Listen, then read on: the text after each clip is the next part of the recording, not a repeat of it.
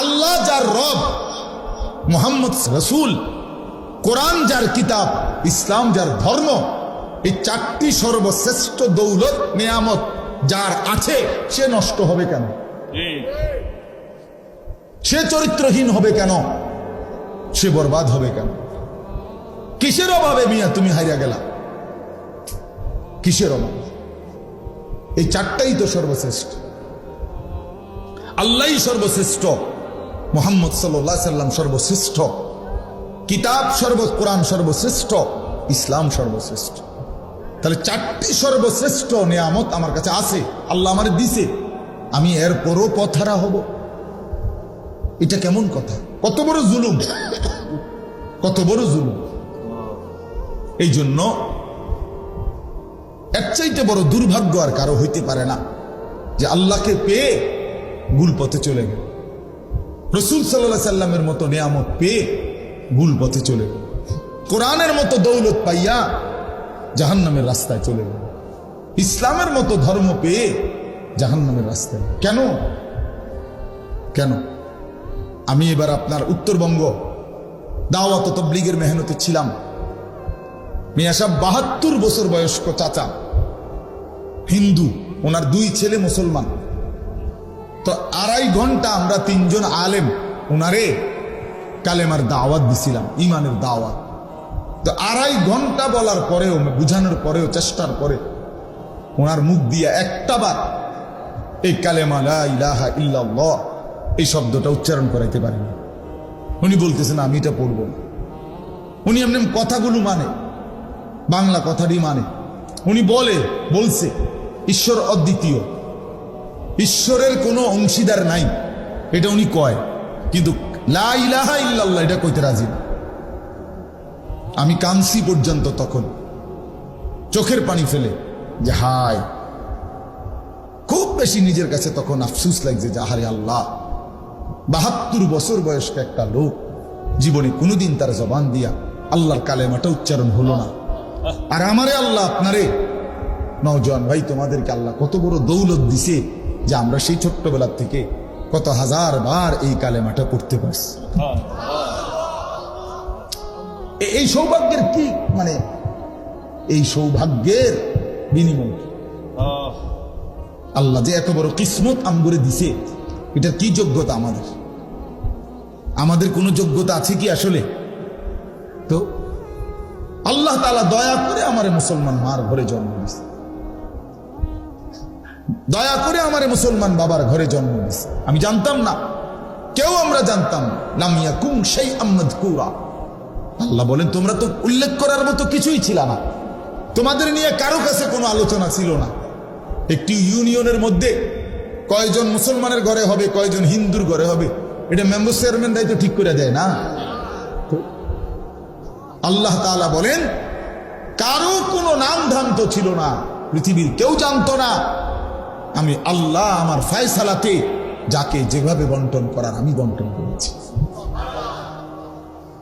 আমি বন্টন করেছি। এই জন্য ভাই আমার, বন্ধু আমার, দোস্ত আমার, বাস্তবতা এটাই। আল্লাহকে পেয়ে পথ হারাইলে দুর্ভাগ্য, মুহাম্মদ সাল্লাল্লাহু আলাইহি সাল্লামের মতো রাসূল পেয়ে পথ হারাইলে দুর্ভাগ্য, কোরআনের মতো কিতাব পেয়ে পথ হারায় গেলে দুর্ভাগ্য, ইসলামের মতো দৌলত পেয়ে কেন আমরা নষ্ট হব? কেন আমরা বিপথে চলে যাব? এই 4টি নিয়ামত যার কাছে আছে, সে কেন কাফেরের অনুসরণ করবে? সে কেন ইহুদি, হিন্দু, বৌদ্ধ, খ্রিস্টান, নাস্তিক, মুরতাদ, দুশ্মনের অনুসরণ কেন করবে? আমার কিসের অভাব পড়ছিল? আল্লাহ তাআলা আমাদেরকে বুঝার তৌফিক দান করেন, আল্লাহ তাআলা আমাদের প্রত্যেককে বুঝ দান করেন। এজন্য ভাই আমার বলার উদ্দেশ্য ছিল এই কথাটাই, যে এই মাহফিলগুলো আমরা আসতেও কষ্ট হয়, ইন্তজামওয়ালাদেরও কষ্ট হয়, আপনাদের বসে থাকতেও কষ্ট হয়, এটা বাস্তবতা। এই ঘাড় আছে না, এরকম তাকাইয়া থাকলে 1 ঘন্টা ঘাড়ে ব্যথা করে। আমি তো অনেকের বড় বড় আলেমদের বয়ান শুনি, তখন আমারও বুঝি যে এরকম যে একটানা তাকায় থাকলে কষ্ট আছে, ঘাড়ের মধ্যে কি লাগে, কষ্ট লাগে, ব্যথা লাগে। তাহলে এই কষ্ট করে যদি আমি শুনলাম আল্লাহর কথা, আয়োজন করলাম, আসলাম আমরা, বিনিময়ে আমাদের কোনো পরিবর্তন হলো না, তো কি হলো ভাই?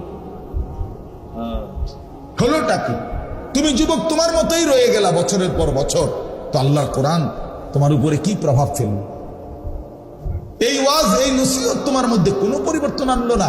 কলিজা এত পাথর হয়ে গেল, দিল এত শক্ত হয়ে গেল ভাই এই অল্প বয়সে। তোমরা ছেলেরা আগে চিন্তা করো আমার এই কথাটা। মাত্র 18 বছর বয়সে তোমার কলিজা এত বড় শক্ত হয়ে গেছে যে একটা সেজদা দিতে মন চায় না। তুমি নাফরমানের বয়স যখন 60 বছর হবে, তো তোর কলিজা কেমন পাথর হবে? হায় নাফরমান, ভেবে দেখো। এত অল্প বয়সে তুমি যদি এত বড় জালেম হয়ে যাও, এত অল্প বয়সে যদি তুমি এত বড় আল্লাহর দুশমন হও, তো আগামী 30 বছর পরে তুমি কই যাবে? চিন্তা করেন, ইনসাফের সাথে ভাবেন। এত অল্প বয়সে সে এমন গাদ্দার, 14 বছর বয়স, মাত্র 12 বছর বয়স, কিন্তু একটা নামাজ, একটা ওয়াক্ত নামাজ পড়ে না। আরে মুসলমানের বাচ্চা এত বড় অসভ্য কেমনে হল? মুসলমানের বাচ্চা এত বড় নিকৃষ্ট কেমনে হল বলেন? আপনি বলেন না, ভাবেন। বয়স কত মাত্র, এই কদ্দুর বয়সে এত বড় গাদ্দার হয়, আল্লাহর সাথে এত বড় বিদ্রোহ। আল্লাহ তাআলা কোরআন কারীমের মধ্যে বলছে, বান্দা আমার লগে লড়াই করে এত পারতাম না। বান্দা পারবেন আসলে? আল্লাহর সাথে লড়াই করে, যুদ্ধ করে আমরা পারবো আসলে? তো আল্লাহর হুকুম অমান্য করে কার সাথে লড়াই করছেন? কার বিরোধিতা করছেন ভাই আমার? ছেলেরা বলো ভাইয়া। বেলায়েত ভাই বলছেন নামাজের কথা। কেন নামাজ পড়তে মন চাবে না? আমি মুসলমান না? নবী সাল্লাল্লাহু আলাইহি সাল্লামের 23 বছরের এই মেহনত আমাদের জন্য, তো সেটা যদি আমরাই প্রত্যাখ্যান করি তো গ্রহণ করবে কে? বলেন না। নবীজি সাল্লাল্লাহু আলাইহি সাল্লামের চুল, দাড়ি, লেবাস, পোশাক, হাঁটা চলা, খানা পিনা, আহার নিদ্রা, পেশাব পায়খানার সুন্নাত, এগুলো যদি আমাদের পছন্দই না হয়, তো এই নবীজির 23 বছরের মেহনত কার জন্য? কাফেরের জন্য না, হিন্দু বৌদ্ধের জন্য। তো তাহলে বলে, একটা ছেলে বলো ভাই, তুমি একটা বারো নবীজি সাল্লাল্লাহু আলাইহি সাল্লামের মতো কোনো কিছুই অনুসরণ করলা না, তো তুমি মুসলমান পরিচয় দেওয়ার পরে তোমার কাছেই ভাল লাগে না ইসলাম, কোরআন, তো ইসলাম কার জন্য? কার জন্য? আল্লাহ তাআলা, খোদার কসম, আল্লাহ জিজ্ঞেস করবে হাসর ময়দানে, এমনি ছেড়ে দিবে না। আয়াহসাবুল ইনসানু আন ইউতরাকা সুদান। রব্বুল আলামিন বলেন, মানুষ তুমি কি ভেবেছো আমি তোমাকে এমনি এমনি ছেড়ে দেব? না বান্দা, এমনি এমনি ছেড়ে দেব না। আল্লাহ তাআলা বলেন, আহসাহুল্লাহু ওয়া নাসুহ। বান্দা মনে রেখো, আমি তোমার জিন্দেগির প্রতি ঘন্টা, মিনিট, সেকেন্ড গুনে গুনে রেখেছি, যদিও তুমি ভুলে গেছো, তোমার যদিও মনে নাই, কিন্তু আমি রব্বুল আলামিন গুনে গুনে রেখেছি। বান্দা একটা সেকেন্ডও আড়ালে নাই। ওয়াকাফা বিনা হাসিবিন। আল্লাহ বলে, বান্দা তোমার হিসাব রাখার জন্য আমি আল্লাহ একাই যথেষ্ট। ওয়াকাফা বিদুনুবি ইবাদিহি খবীরাম বাসীরা। আল্লাহ বলে, বান্দা তোমার প্রত্যেকটি গুনার খবর রাখবার জন্যে, দেখবার জন্যে আমি আল্লাহ একাই যথেষ্ট। তুমি আমার আড়াল হইতে পারবা না। আলাম ইয়ালাম বিআন্নাল্লাহা ইয়ারা। আল্লাহ বলে, বান্দা তুমি কি জানো আমি কিন্তু সারাক্ষণ তোমাকে দেখি। কতক্ষণ? রাত গভীরে দেখে কিনা, দিনের আলোতে দেখে কিনা, অমাবস্যার অন্ধকারে আল্লাহ দেখে কিনা? আল্লাহ বলে, তুমি আমার আড়াল হইতে পারবা না, আড়াল হইতে পারবা না। এজন্য ভাইয়া হিসাব দিতেই হবে। দুনিয়ার আল্লাহ তাআলার দুনিয়ার আচরণ একরকম, আখিরাতের আচরণ ভিন্ন রকম। আল্লাহ তাআলা বলছে, বান্দা দুনিয়াতে আমি রহমান রহিমের আচরণ করি, কিন্তু আখিরাতে হাসরের ময়দানে আমি জব্বার কাহ্হারের আচরণ করি। সেদিন আমি হব প্রবল প্রতাপান্বিত, প্রচন্ড রাগান্বিত। সেদিন আমি আল্লাহ তাআলা এক জাররা ছেড়ে দেব, এক বিন্দু, এক বিন্দু না, এক বিন্দু। লা ইউগাদিরু সগীরাতান ওয়ালা কাবীরাতান ইল্লা আহসাহা। কোরআনে আল্লাহ বলছে, প্রত্যেকটি বান্দা নিজের আমলনামা হাতে নিয়ে দেখবে, আর পৃষ্ঠা উল্টাইয়া দেখবে, একটি ছোট বড় কোনো কিছুই ফেরেশতারা ডান কাদের বাম কাদের লিখা ব্যতীত বাকি রাখে নাই, সব লিখছে। সব চা দোকানের কথা, মুদি দোকানের কথা, রাস্তার কথা, হাঁটতে হাঁটতে কথা, রাত গভীরের কথা, একাকী কথা, দুষ্টামি কথা, ফাইজদামি কথা, মস্কারি কথা, দরকারি কথা, সব লিখছে। সব সব সব সব সব। এজন্য বন্ধু, আল্লাহ থেকে আড়াল হওয়ার, আল্লাহর হিসাব থেকে বাহির হওয়ার কোনো সুযোগ নেই, কোনো সুযোগ নেই। ওয়াশাহিদা আলাইহিম সামউহুম ওয়া আবসারুহুম ওয়া জুলুদুহুম বিমা কানু ইয়ামালুন। আল্লাহ তাআলা বলে, বান্দা হাসরের ময়দানে তোমার কান, তোমার চোখ এবং তোমার সারা দেহের চামড়া তোমার সমস্ত কর্মকাণ্ডের ব্যাপারে আমি আল্লাহর কাছে সাক্ষ্য দেব। প্রতিটি মানুষ তখন বলবে, হে আমার শরীরের অঙ্গ, তোমরা কেমনে কথা বলো? তোমরা তো কথা কইতে দেখি নাই কোনোদিন। আতফাও কথা কয়, এটা তো ভাবি নাই। হ্যাঁ, ক্বালু বিমা শাহিদতুম আলাইনা। তো শরীরের অঙ্গ প্রত্যঙ্গ বলবে, ভাই সাহেব, যে আল্লাহ তোমারে জিহ্বা দিয়া কথা বলার তৌফিক দিছে, আজ সমস্ত অঙ্গ দিয়া কথা বলার তৌফিক ওই আল্লাহই দিয়েছে। আল্লাহ আদেশ করলে জিহ্বাও কথা বলতে পারে, আল্লাহ আদেশ করলে হাত পাও কথা বলতে পারে, কিনা বলেন না?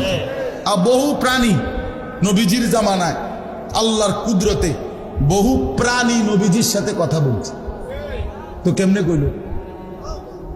মরা মরা গুই সাপ, ওই যে ছোট ছোট জঙ্গলের মধ্যে যে থাকে, এগুলো লম্বা লম্বা, এগুলোর কি কয়? সাপের মতো, গুই, গুই সাপ। এই এরকম মরা গুই সাপ এক বেদুইন গ্রাম্য আরবের লোক, এটা মরা, এটারে আইনা নবীজির সামনে রাইকা বলছে, মুহাম্মদ যদি এই গুই সাপ এটা সাক্ষী দেয় তুমি আল্লাহর নবী, তাইলে আমি ঈমান আনবো। সে জানে একে তো এইটা এমনিতে জীবিত থাকলেও কথা বলার কথা না, আবার রয়েছে কি মইরা, এটা কথা বলবে কেন? তো নবী সাল্লাল্লাহু আলাইহি সাল্লাম জিজ্ঞেস করলেন, আইয়ুহাদ দাব, হে গুই সাপ।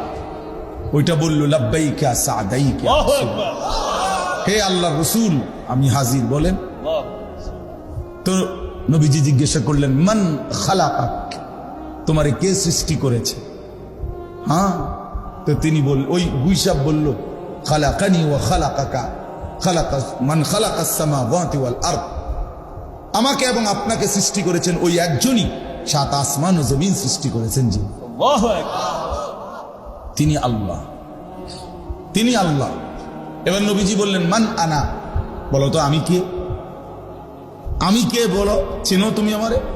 তো গুই সাপ বলছে, আনতা রাসূল রাব্বিল আলামিন, আল্লাহু আকবার, আপনি মহান আল্লাহ পাকের রাসূল। কাদ আফলাহা মান সাদাকাকা, আপনারে যে সত্য মনে করেছে সে সফল হয়েছে। ওয়া কাদ খাবা মান কাযাবাকা, আপনারে যে মিথ্যা মনে করেছে সে বরবাদ হয়ে গেছে। ফাআসলামাল আ'রাবী, অতঃপর সেই গ্রাম্য বেদুইন লোকটি কালেমা পড়ে মুসলমান হয়ে গেছে। তা তাইলে কি বুঝা গেল? রাসূলুল্লাহ সাল্লাল্লাহু আলাইহি ওয়াসাল্লামের জামানাতেই তো নবীজির সাথে কথা বলছে। তাহলে আল্লাহ হুকুম করলে যে কোনো কিছুই কি করতে পারে? কথা বলতে। এই জন্য ভাই, রাত অনেক হয়েছে, আমরা খুব দেরি করতে চাই না। নিজেকে আল্লাহকে বাদ দিয়ে আখেরাতকে ভুলে গিয়ে বাবাদেরকেও বলি, মাঝ বয়সী ভাইদেরকেও বলি, কেউ নিজেরে চালাক মনে করেন। আমার অনুরোধ, আমি প্রতিদিন একই কথা, আল্লাহরে বাদ দিয়া অন্য কিছুর উপরে ভরসা করেন না, না ব্যবসার উপরে, না চাকরির উপরে, না ক্ষেতের উপরে, না দোকানের উপরে, না সিএনজির উপরে, না অটোর উপরে, না বিদেশের ছেলেটার উপরে, কারুর উপরে না বাপ। আল্লাহকে বাদ দিয়ে কাউকে বন্ধু বানাবেন না। মোমেনের বন্ধু শুধুই আল্লাহ। মোমেনের সমস্ত হাজাত রাওয়া, মোমেনের সমস্ত ছোট্ট থেকে ছোট্ট, বড় থেকে বড় সব প্রয়োজন পূরণকারী শুধুই একজন আল্লাহ। নবীজি সাল্লাল্লাহু আলাইহি সাল্লাম বলছে, উম্মত যদি তোমার স্যান্ডেলের ফিতাটাও ছিঁড়ে যায়, তোমার স্যান্ডেলের যদি ফিতা ছিঁড়ে যায়, কাউরে বইল না, আগে তোমার আল্লাহরে বল যে আল্লাহ আমি এটা মুসিবতে পড়ে গেছি, আমার স্যান্ডেলের ফিতা ছিঁড়ে গেছে, আপনি সাহায্য করেন, আপনি সাহায্য করেন। এত ছোট বিষয়ের ব্যাপারে পর্যন্ত নবীজি বলছেন কার দিকে ফিরো? আল্লাহর দিকে ফিরো। ওয়ালাল্লাহি ফালিয়াতাওয়াক্কালিল মুমিনুন। আল্লাহ বলেন সমস্ত মুমিনদের উচিত আল্লাহর উপরেই ভরসা করা। আল্লাহ বলেন মুমিন বলে কাকে? ওয়ালা রাব্বিহিম ইয়াতাওয়াক্কালুন। সব বিষয়ে যে আল্লাহর উপরে ভরসা করে। কার উপরে? আল্লাহর নবী বলেন, উম্মত মনে রেখো, সারা পৃথিবী যদি একত্রিত হয়ে তোমার কোনো উপকার করতে চায়, পারবে না। উপকার কেবল সেটাই হবে যেটা আল্লাহ তোমার জন্য লিখে রেখেছেন। সারা পৃথিবী মিলে যদি তোমার কোনো মুসিবতে ফেলতে চায়, কেউ পারবে না। মুসিবত, বিপদ, অ্যাক্সিডেন্ট সেটাই হবে যেটা আল্লাহ তোমার জন্য লিখে রেখেছেন। নবীজি বলছেন, ওয়ালাম আন্নাল উম্মাতা লাউ ইজতামাআত আলা আন ইয়ানফাউকা বিশাইইন লাম ইয়ানফাউকা ইল্লা বিশাইইন কাদ কাতাবাহুল্লাহু লাক। মাখলুক কোনো উপকারও করতে পারে না, মাখলুক কোনো ক্ষতিও করতে পারে না। এক গাড়িতেই একজন অ্যাক্সিডেন্ট হয়, আরেকজন বাইচা যায়। তো বাইচা যায় কেন? ওইটা অ্যাক্সিডেন্ট করলো কেন? আল্লাহ করে, আল্লাহর ফয়সালা। কথা বলেন না কেন? আমি আমার বন্ধুর সাথে এক মোটরসাইকেলে ছিলাম 2021 সালে। আমার পাওটা ভাঙ্গিয়া গেছে অ্যাক্সিডেন্টে, ওর কিচ্ছু হয়েছে না, ওকে একটু সুতা ব্যথাও পাইছে। সে মোটরসাইকেল চালাইছে, আমি পিছিয়ে এমনি বইয়া আছি,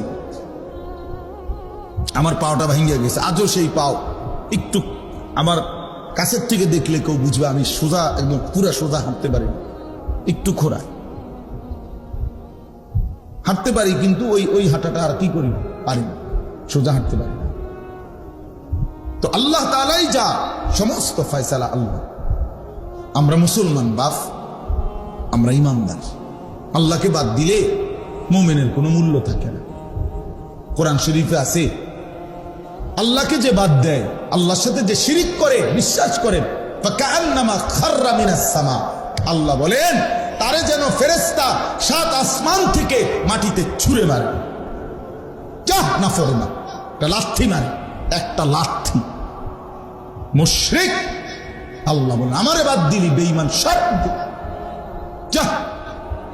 ফাকান্নামা খাররা মিনাস সামা ফাতাখতাফুহু আত-তায়রু আও তাহদি বিহি আর-রিহু ফি মাকানিন সাহিক। আল্লাহ বলেন মুশরিক, আমি আল্লাহর সাথে যে শিরিক করে, আমারে বাদ দিয়া গায়রুল্লাহর উপরে যে ভরসা করে, অন্য কিছুর উপরে যে ভরসা করে, যে কোনো ব্যাপারে নির্ভর করে, তা আমি আল্লাহ তাআলা যেন তার এই 7 আসমান থেকে ছুঁড়ে ফেলে দিলাম। এবার কোন পাখি তারে ছু মেরে চিল উড়াইয়া নিয়ে গেল, অথবা ঝড়ো বাতাস তারে কোনো মরুভূমিতে উড়াইয়া ফেলায় দিল। যা, এবার আর সে কোথাও তৃপ্ত হয় না, এবার আর কোথাও তৃপ্ত হয় না। মুশরিক কোনদিন স্থির হইতে পারে না। আল্লাহরে বাদ দিলে বন্ধু আর কোথাও নিরাপদ আশ্রয় মিলে না। ফামান লাম ইয়াজআলিল্লাহু লাহু নূরান ফামা লাহু মিন নূর। আল্লাহ বলেন আমার আলোক থেকে যে বঞ্চিত, তার জন্য আর কোথাও কোনো আলো নাই। ওয়া মান ইউদ্লিলিল্লাহু ফামা লাহু মিন হাদ। আল্লাহ বলেন আমি যারে পথ হারা করে দেই, সে আর কোথাও পথ পায় না, পথ পায় না। তোমরাই দেখো ছেলেরা, এই যে কয়জন ছেলেরা বসছো ভাইয়া, তুমি দেখো তোমার জিন্দেগির কোনো সৌন্দর্য আসেনি এই পর্যন্ত। কোন ধরনের চুল কাটলে সুন্দর হয় এটার কোনো স্থির সিদ্ধান্ত নিতে পারছো না। কোন ধরনের গেঞ্জি গাও দিলে তোমারে সুন্দর দেখায়, এটার একটা চূড়ান্ত সিদ্ধান্ত নিতে পারছো না? কেমনে হাঁটলে, কেমনে খাইলে, কার লগে আড্ডা দিলে, কি করলে ভাল লাগে তোমার কাছে, তোমার নিজস্ব কোনো স্থির সিদ্ধান্ত নাই। কিন্তু আমরা আলহামদুলিল্লাহ 43 বছর হায়াতে আজ পর্যন্ত আর পাঞ্জাবিও বদলাইতে হয় নাই, টুপিও বদলাইতে হয় নাই, দাড়িও বদলাইতে হয় নাই, লুঙ্গিও বদলাইতে হয় নাই, কিচ্ছুতে বদলাইতে নাই। আগে বুঝা নিছি রাসূলুল্লাহ সাল্লাল্লাহু আলাইহি সাল্লামের সুন্নাত কোনটা, এবার বুঝে ফেলছি মৃত্যু পর্যন্ত এটাই আমার ডিজাইন। খালাস। আল্লাহকে যে ছেড়ে দেয়, রাসূলকে যে ছেড়ে দেয়, সে আর কোনো ঘাটে স্থান পায় না। তার জিন্দিগি ছন্ন ছাড়া, দুর্বল। এই জন্য আল্লাহর উপরে ঈমান, আল্লাহর সাথে মহব্বত, আল্লাহকে আঁকড়াইয়া ধরা, এটাই মজবুত। এটা গুরুত্বপূর্ণ বিষয়, বিশ্বাস করে। ঈমান সবচেয়ে বড় সম্পদ। এই পৃথিবীটা যদি আপনি 10-12 পান, আরে ভাইয়া, আর যদি আল্লাহকে হারায় ফেলেন, আল্লাহর কসম আপনি কিছুই পান। পৃথিবীর কিছু না পেয়ে জীর্ণ কুঠিরেও কেউ যদি ইমানদার হয়, হাসরের ময়দানে সে দেখবে বাদশাহ। আমার শায়েখ আল্লামা মুফতি মুশতাকুন নবী সাহেব বলেন, হায় কত কোটিপতি দুনিয়াদার হাসরের ময়দানে গিয়ে দেখবে ফকির। কত জীর্ণ শীর্ণ গরিব দুঃখী ইমানদার হাসরের ময়দানে গেলেই দেখবে বাদশাহ।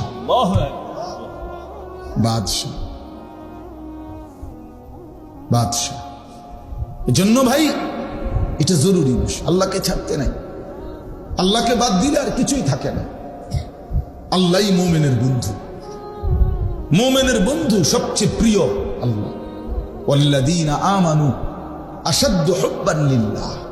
কোরআনে আল্লাহ বলছেন, যারা মোমেন তাদের সবচেয়ে বেশি ভালোবাসা আল্লাহর জন্য। কার জন্যে? বান্দা যখন আল্লাহকে পুরা ভালোবাসে, আল্লাহও বান্দাকে পুরা ভালোবাসে। এই ভালোবাসা যখন পূর্ণ হয়, আল্লাহ আর ওই বান্দারে জমিনে থাকতে দেয় না, নিজে ডাইকা নিজের কাছে। হ্যাঁ, ইয়া আইয়াতুহান নাফসুল মুতমাইন্নাহ ইরজিই ইলা রাব্বিক রাদিয়াতাম মারদিয়াহ। আল্লাহ তখন নিজেই ডাক দেয়, হে পবিত্র আত্মা আমার, আমি রবের কাছেই ফিরে চলে আসো, আমিও তোমার উপরে সন্তুষ্ট, তুমিও আমার উপরে সন্তুষ্ট। রাদিয়াতাম মারদিয়াহ। বান্দা যখন জমিন থেকে বলে, আল্লাহ আমি আপনাকে ভালোবাসি, আমি আপনার উপরে রাজি, আসমান থেকে আরশে আজিম থেকে আল্লাহও বলে, বান্দা আমিও তোর উপরে রাজি। এবার বান্দা যখন বলে আমিও রাজি, আল্লাহও বলে আমিও রাজি। এবার আল্লাহ নিজেই ডাক দেয়, তাইলে আর জমিনে থাইকা লাভ নাই, আমার বান্দা আমার কাছেই চলে আসো। ফাদখুলি ফি ইবাদি ওয়াদখুলি জান্নাতি। আল্লাহ ডাক দিয়ে বলে, বান্দা আমার এমন মহব্বতের আরো কিছু বান্দা ওইখানে আছে, ওইখানে ঢুকো, একসাথ হয়ে আমি আল্লাহর জান্নাতের মধ্যে আসো। হ্যাঁ ছেলেরা, ভাইয়া, বাবারা, আপনারা মনে করেন না আমরা বেকুব? হ্যাঁ, আপনি বেকুব ভাইবেন না আমরা রে। দুনিয়া নিয়ে কামড়াই না, কামড়ি করি নাই বন্ধু। বেকুব মনে করছো তুমি? হ্যাঁ, আমরা পড়ালেখা করি নাই, চিরা খাইয়া বড় হইছি, বুঝবো না কেন? আর 10 জন যদি ভাত মাছ খাইয়া বড় হয়, তো আমরা কি ওটা বন্ডুটি খাইয়া বড় হয়েছি নাকি? তো বুঝতাম না কেন দুনিয়া? হ্যাঁ, তুমি চালাক হয়ে গেছো। সারাদিন সারা রাত নর্তকীর ছবি, উলঙ্গ নাচ দেখা তুমি যুবক চালাক, আর আমি বোকা। আমি আজকের সারাদিনে 5 ওয়াক্ত নামাজ জামাতের সাথে পড়ছি, আমি বেকুব না? তুমি চালাক, তুমি মানুষের বাড়ি দেখা চালাক, তুমি নর্তকী দেখা চালাক, তুমি উলঙ্গ ছবি দেখা চালাক। এই ফালতু চুলের মডেল, এটা বুঝি বুদ্ধিমান? কার থেকে নিছ? কার থেকে? কোনদিন জিজ্ঞাসা করছুনি সেলুনওয়ালা রে যে ভাই এটা কার চুল? পৃথিবীর কোন সভ্য, ভদ্র, মার্জিত, রুচি সম্পন্ন, বিবেকবান, আরে হুজুর বাদ দেন, কোন দার্শনিক, পণ্ডিত, গবেষক, ইতিহাসবিদ, রাজনীতিবিদ, ডাক্তার, ইঞ্জিনিয়ার, সমাজসেবক, জনদরদি এমন কারো চুল নিয়ে গুলু। কিছু মাতাল তার ছিঁড়া পাগলের চুল ছাড়া আর কারো চুল নাই গুলা বেটা। আমি চ্যালেঞ্জ করলাম বেটা, এখন দাঁড়ায় বল না এটা যে হুজুর আমার এই বিশ্রী চুল এটা কোনো বিবেকবান কোনো ভদ্রলোকের চুল। দাঁড়াও, এখন বলো বলো, এখন যদি প্রমাণ করতে পারো আমি তোমার সামনে 50 বার কানে ধরে বটনি লাগাবো। এই মোবাইলে ভিডিও দেখা, কার মতো জিন্দিগি সাজলা? এত বড় রসুলকে বাদ দিয়া কোন পাগল ছাগলের কাছ থেকে স্টাইল নিলাম? হ্যাঁ বেউকুফ বেটা, কি পড়ালেখা করছিলি? এটুটি বাংলা, অঙ্ক, ইংরেজি, পদার্থ, জীববিজ্ঞান পড়া নিজে অপদার্থ হইয়া রইলা। কিতা পড়ছো? এখনো নিজেরই চিনলা না, আল্লাহ চিনলা না, মনির চিনলা না। মিয়া কোত্থেকে আসলাম, কেন আসলাম, কি করছি, কি করা উচিত কিছুই আমি জানি না। এটা কি পড়ালেখা করলো আর কি শিখলো? এতে পড়লো কি, শিখলো কি? এটি খরচ হইলো কার পিছনে? বলেন বলেন। বন্ধুর দিকে চাইও না, সামান্যায় ভালো হইতে দেয় না। সাবধান, তোমার সামান্যটার লগে চাইলে এ পারতা না, ওই অসতে তোমারে ভালো হইতে দিবে না। হ্যাঁ হ্যাঁ, ওই তোমারে নষ্ট করে দিবে। তোমার চাইতে বড়, তোমার চাইতে দিনদার, তোমার চাইতে ভালো মানুষের দিকে তাকাও, তাইলে জীবনের কিছুটা পাথেও মিলবে। এক সামান্য হয় না, এটা জরুরি বিষয়। আমি এটা সবসময় বলি, সামান্য নষ্ট করে দেয়। আরে উস্তাদ দেখ, আল্লাহকে বাদ দিতে নাই ভাই। আল্লাহ তাআলা কোরআনে বলছেন, বান্দা আমারে বাদ দিও না, কষ্ট পাইবা, কষ্ট পাইবা। আমি সব সহ্য করতে পারি, আমার জাত ও সিফাতের মধ্যে বান্দা যখন আমারে বাদ দিয়া অন্য কিছুর উপরে ভরসা করে, অন্য কিছুকে বন্ধু বানায়, আল্লাহ বলে বিশ্বাস করো বান্দা আমি এটা সহ্য করতে পারি না। হ্যাঁ, আপনি দোকান, এই দোকানটাকে এতটা গুরুত্ব দিছে, নামাজ না না হুজুর কাস্টমারের ক্ষতি হয়ে যাবে, ব্যবসার লস এসে বলে। সিএনজি এটারে এতটা খুব মানে বুঝে ধরছে, যদি নামাজে যায় তো আমার একদিন একজনে কইছে, হুজুর আমি নামাজ ফিরে আইলে হন আমার সিএনজিটা, আমার সিরিয়ালটা 30টার পিছনে যাবে। বুঝছেন না হিসাবটা? ওই সিএনজির একটা কি দেয়, সিরিয়াল দেয় না, স্ট্যান্ডের মধ্যে একজনে কি দেয়, সিরিয়াল দেয়। আরই সিরিয়াল পিছিয়ে দেয় বোকা নামাজ পড়তে গেলে। তার মানে সিএনজি তোর খোদা, তোর খোদা সিএনজি, তোর খোদা অটো, তোর দোকান তোর খোদা, আপনার ফুতের বিদেশের টাকা আপনার খোদা। এই জন্য সুদে পারো, কিস্তিতে পারো, যেমনে পারো হারাম। আরে আল্লাহ বলছে সুদ হারাম, রাখো মিয়া, কিস্তি হারাম, আর খো মিয়া হুজুর মিয়া আমার টাকা দরকার। আল্লাহর কথা বাদ দেন। এইভাবে গায়রুল্লাহর উপরে নির্ভর করে এরপরে সন্তানকে বিদেশ পাঠাইছে। 3 বছর লাগছে না, 2 বছর লাগছে না, আল্লাহর রহমতে বিয়ে কইরা এখন আব্বা বুঝেন তো কি আর এরকম সময় আসেনি, এই সংসারে থাকতে পারে না, শহরে থাকবো, রুদ্র খোলা হয় মানুষ করবো, জিভুত মানুষ করবো। বাপ মারে বাদ দিয়ে এখন জিভুত মানুষ করে। হ্যাঁ, আমরা বুঝি না কার জন্য। আর এখন কি হইলো, আল্লাহরেও হারাইলেন, সন্তানরেও হারাইলেন। কি হলো মকবুল ভাই? এই হলো না, আল্লাহরও হারাইলো, সন্তানরেও হারাইল। সুদের টাকায় ফুত বিদেশ পাঠাইয়া, কিস্তির টাকা দিয়ে পাঠাইয়া আল্লাহরে তো কি হারাইলো। এবার ফুতো গেছে গান, ফুতো আগের মতো খবর লয় না তো। এবার ফুতো গেল, খুদাও গেল, আল্লাহও গেল, আমনে কি হইলে না? খাসিরাত দুনিয়া ওয়াল আখিরাহ। আজকে এটাই কথা।